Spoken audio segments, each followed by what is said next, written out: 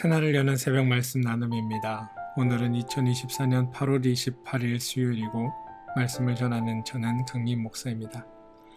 오늘 하나님께서 우리에게 주신 말씀은 열왕기하 11장 17절에서 21절까지 말씀입니다.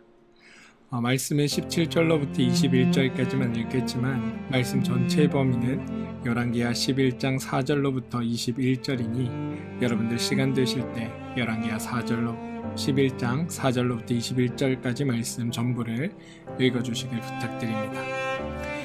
여호야다가 왕의 백성에게 여호와의 언약을 맺어 여호와의 백성이 되게 하고 왕과 백성 사이에도 언약을 세우게 하며 온 백성이 바알의 신당으로 달려가서 그 신당을 허물고 그 제단들과 우상들을 철저히 깨뜨리고 그 제단 앞에서 바알의 제사장 mat단을 죽이니라.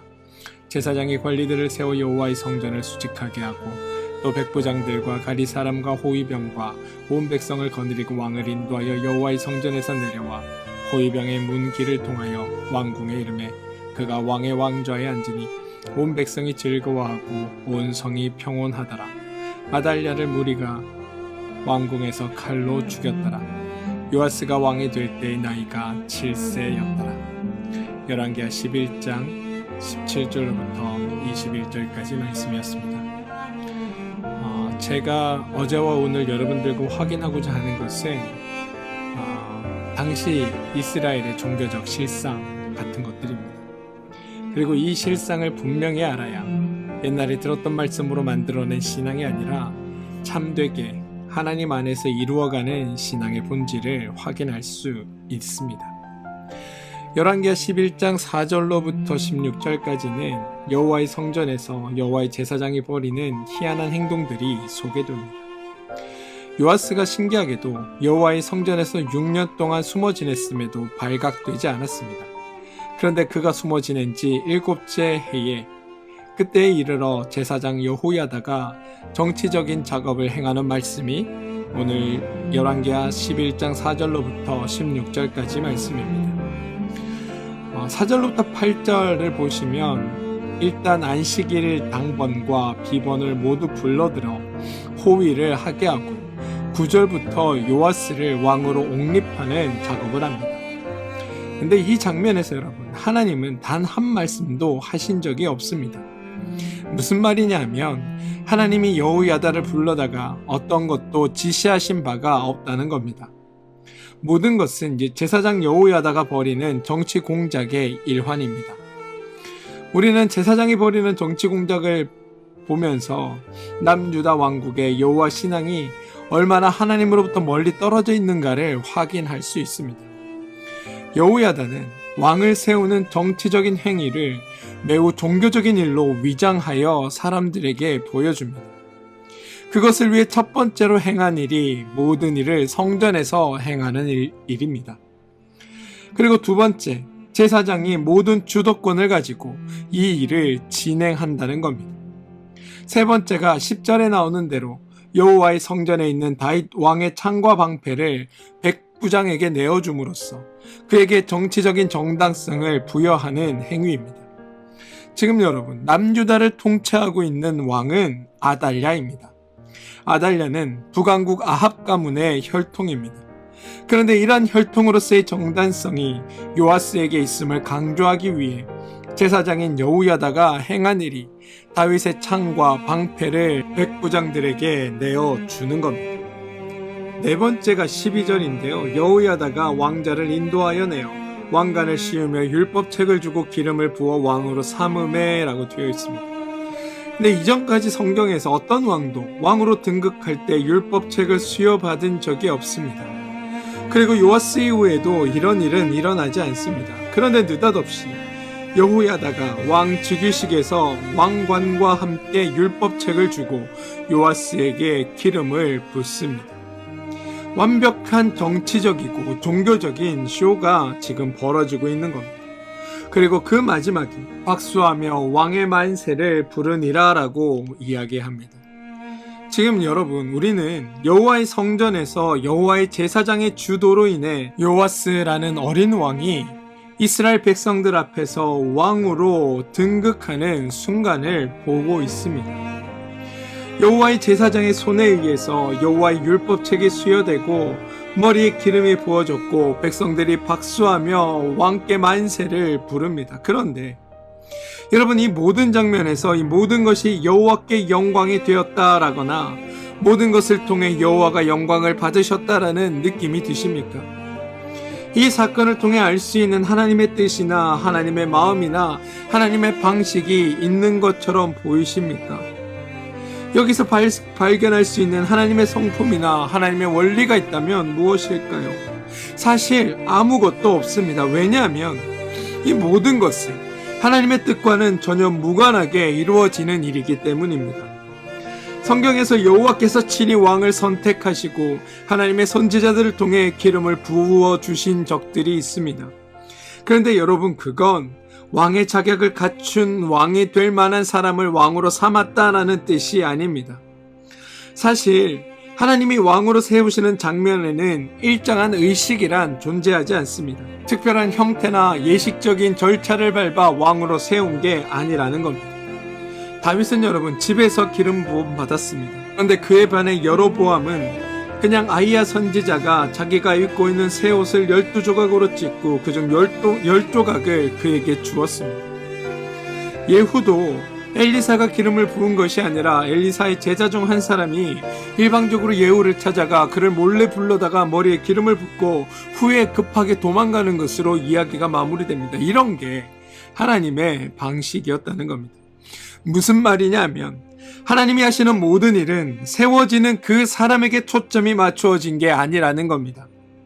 모든 것의 초점은 왕이 되는 자에게 있는 것이 아닙니다.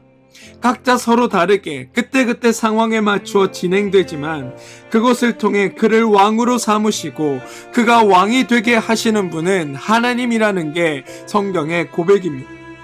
따라서 모든 초점은 그를 왕으로 삼으시는 하나님에게 집중되어지게 되어 있습니다. 왕이 된 이들은 모두 자신만의 정통성을 지니고 있다거나 혹은 능력이 뛰어나거나 혹은 가진 것이 넘치는 자들이 아니었습니다. 그냥 어느 날 뜬금없이 하나님이 그들을 선택하신 겁니다. 만약 여러분, 왕이 된 이들이 모두 자신들만의 어떤 왕으로서의 정통성을 가지고 있고 자신의 능력이 뛰어나고 가진 것이 넘치는 자들이었다면 하나님이 그들을 왕으로 삼으신다고 했을 때부터 대부분의 사람들은 그들이 왕이 될 만한 자격이 있어 왕이 된다라고 생각할 게 뻔합니다. 그러다 보니 왕이 되는 데 있어 자신의 정통성이, 자신의 능력이, 자신이 가진 바가 왕이 되는 제목으로 사용된다고 여기는 게 일반적인 사람들의 생각인 겁니다. 하나님의 선지자가 기름을 붓고 하나님의 제사장이 기름을 붓고 아니 천사가 나타나 그에게 기름을 부었다 할지라도 그는 당연히 내가 받을 것을 받았다라고 여기는 게 대부분의 사람들의 반응이었을 거라는 겁니다. 그런데 하나님은 그 사람이 가진 정통성이나 능력이나 재능 이런 것들로 판단하는 분이 아니십니다.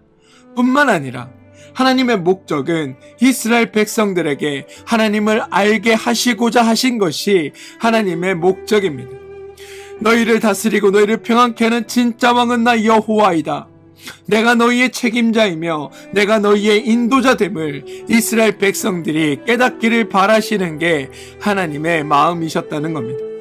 그래서 도무지 왕이 될 것 같지 않은 사람, 도무지 왕 같지 않은 사람, 그런 사람들이 왕으로 하나님께 기름 부음 받은 겁니다.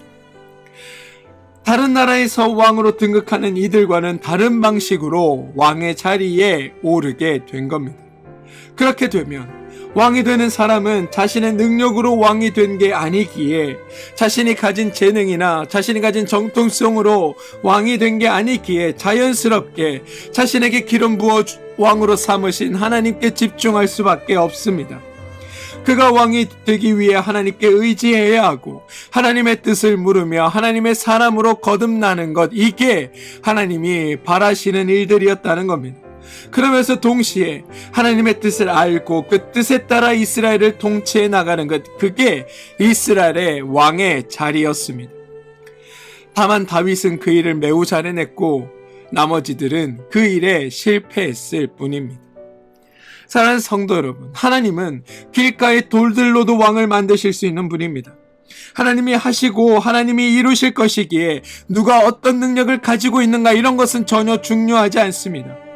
왕으로 부름받은 사람이 해야 할 건 더욱 하나님께 집중하며 하나님의 뜻과 하나님의 인도를 따르는 것, 그것만이 중요할 뿐입니다.